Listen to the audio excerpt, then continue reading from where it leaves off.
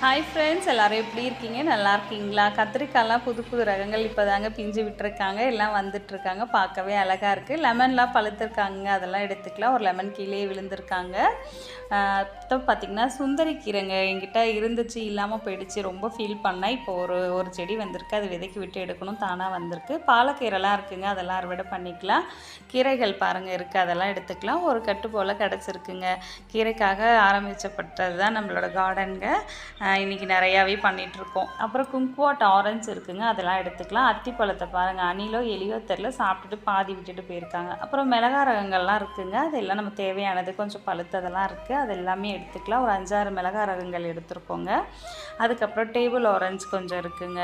இந்த green colour புழு அதை விடவே மாட்டேங்க, இலையை சாப்பிட்டு வச்சுருது. இன்றைக்கி பார்த்திங்கன்னா பாலக்கீரை ஒரு 2 கட்டுங்க, மிளகா, குங்குவாட் ஆரஞ்சு, லெமனு, அதுக்கப்புறம் பல ரகம் கீரை. இன்றைய அறுவடை இவங்க தாங்க. பாய்.